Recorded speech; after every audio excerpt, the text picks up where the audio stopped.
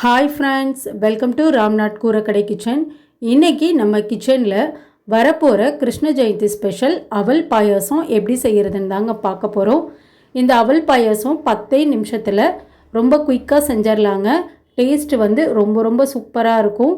வாங்க இந்த சுவையான அவல் பாயாசம் எப்படி செய்கிறதுன்னு நம்ம வீடியோக்குள்ளே போய் பார்க்கலாம்.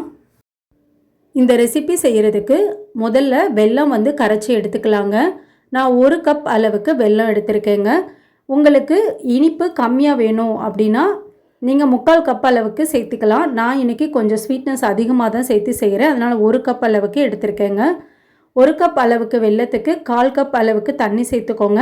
நீங்கள் 3/4 கப் அளவு வெல்லம் எடுத்துட்டிங்கன்னா 1/4 கப்புக்கும் கம்மியாக தண்ணி சேர்த்துக்கோங்க. வெல்லம் நல்லா கரைஞ்சா போதுங்க. பாகுப்பதம் எதுவும் தேவையில்லை. இப்போ பாருங்கள், வெல்லம் நல்லா கரைஞ்சிருச்சு. இப்போ அடுப்பை ஆஃப் பண்ணிடலாங்க. வெள்ளை கரைசலை நல்லா ஆற வச்சுக்கலாங்க. ஆறினதுக்கப்புறம் தான் நம்ம பாயசத்தில் சேர்த்திக்க போகிறோம். ஸ்டவ்வில் பாத்திரம் ஒன்று வச்சுக்கலாங்க. 3 டேபிள் ஸ்பூன் அளவுக்கு நெய் சேர்த்துக்கலாம். நெய் சேர்த்துட்டு நம்ம வெல்லம் எடுத்த அதே கப்பில் 1 கப் அளவுக்கு நான் அவல் எடுத்திருக்கேங்க. அடுப்பை மிதமான தீயில வச்சு அவலை நல்லா வறுத்துக்கலாங்க. நம்ம அவல் பாயசத்துக்கு அவலை நல்லா வறுத்துட்டு செய்யும்போது டேஸ்ட் ரொம்ப நல்லா இருக்குங்க. மனமும் ரொம்ப சூப்பராக இருக்கும்.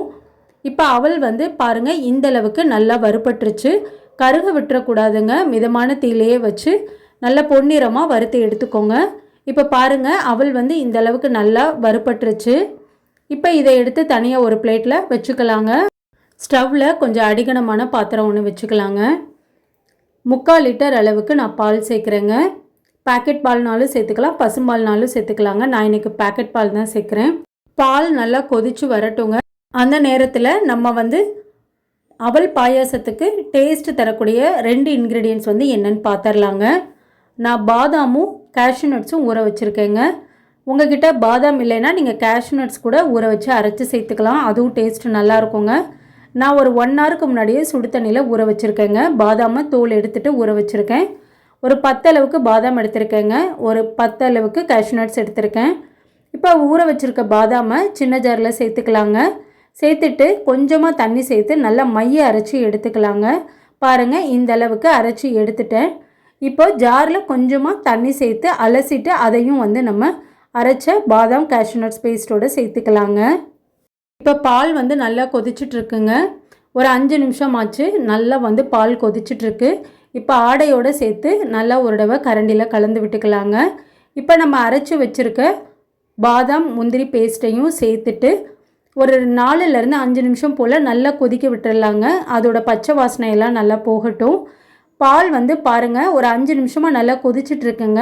கொஞ்சம் திக்னஸாக இருக்குது பாருங்கள். இந்த ஸ்டேஜில் நம்ம குங்குமப்பூ சேர்த்துக்கலாங்க. குங்குமப்பூ ஆப்ஷனல் தான், உங்களுக்கு வேணான்னா நீங்கள் ஸ்கிப் பண்ணிக்கலாங்க. இப்போ குங்குமப்பூ சேர்த்துட்டு ஒரு தடவை நல்லா கலந்து விட்டுக்கலாங்க. இப்போ நம்ம வறுத்து வச்சுருக்க அவலையும் சேர்த்துக்கலாங்க. அவல் சேர்த்துட்டு ஒரு தடவை நல்லா கலந்து விட்டுக்கலாங்க. ஒரு 5லேருந்து 6 நிமிஷம் அவல் நல்லா வேகட்டுங்க. அதுக்கப்புறம் நம்ம பார்க்கலாம். இப்போ ஒரு 6 நிமிஷம் கிட்ட ஆயிடுச்சுங்க. பாருங்கள், அவல் நல்லா வெந்துருச்சு. இப்போ ஸ்டவ் ஆஃப் பண்ணிடலாங்க. கம்ப்ளீட்டாக பால் எல்லாமே நல்லா ஆறிடணுங்க. அதுக்கப்புறம் நம்ம வெள்ளைக்கரைசல் சேர்த்துக்கலாம். அந்த சூட்டோடு நம்ம வெள்ளைக்கரைசல் சேர்க்கும்போது பால் திரிஞ்சு போயிடுங்க. இப்போ நல்லா ஆறட்டுங்க. அதுக்கப்புறம் நம்ம பார்க்கலாம். இப்போ பாருங்கள், பால் அவல் எல்லாமே நல்லா ஆறிடுச்சுங்க. இந்த ஸ்டேஜில் நம்ம கரைச்சி வச்சுருக்க வெள்ளைக்கரைசலை சேர்த்துக்கலாங்க. வாசனைக்காக 2 ஏலக்காய் சேர்த்துருக்கேங்க. நீங்கள் ஏலக்காய் தூள் கூட சேர்த்துக்கலாம். உப்பு இந்த ஸ்டேஜில் தான் சேர்க்கணுங்க. முன்னாடியே சேர்த்துட்டா பால் திரிஞ்சு போயிடும். 3 டேபிள் ஸ்பூன் அளவுக்கு நெய் சூடு பண்ணியிருக்கேங்க. முந்திரி திராட்சை வறுத்து சேர்த்துக்கலாம். இதுக்கு மேலே நம்ம ஸ்டவ் ஆன் பண்ண வேணாங்க. அவ்வளோதாங்க. ஒரு தடவை நல்லா கலந்து விட்டுக்கலாம். வெள்ளைக்கரைசல் சேர்த்துனதுக்கப்புறம் ரொம்ப டேஸ்டியான அவல் பாயாசம் சூப்பராக ரெடி பண்ணியாச்சுங்க.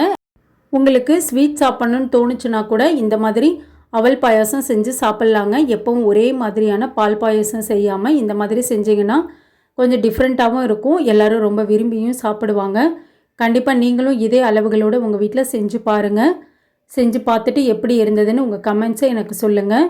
நீங்கள் இப்போ தான் நம்ம சேனலை ஃபர்ஸ்ட் டைம் பார்க்குறீங்கன்னா ராம்நாத் கூரக்கடை கிச்சனை சப்ஸ்கிரைப் பண்ணிக்கோங்க. பக்கத்தில் இருக்க பெல் ஐக்கானை கிளிக் பண்ணிவிட்டு ஆல்ன்ற ஆப்ஷனை டிக் பண்ணிக்கோங்க.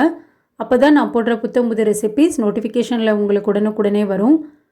இந்த வீடியோ உங்களுக்கு பிடிச்சிருந்ததுன்னா லைக் பண்ணுங்கள், உங்கள் ஃப்ரெண்ட்ஸ் அண்ட் ரிலேட்டிவ் ஃபேமிலிக்கும் ஷேர் பண்ணுங்கள். இனி நான் வேறு ஒரு இன்ட்ரெஸ்டிங்கான ரெசிப்பியில் உங்களை பார்க்குறேன். தேங்க்ஸ் ஃபார் வாட்சிங்.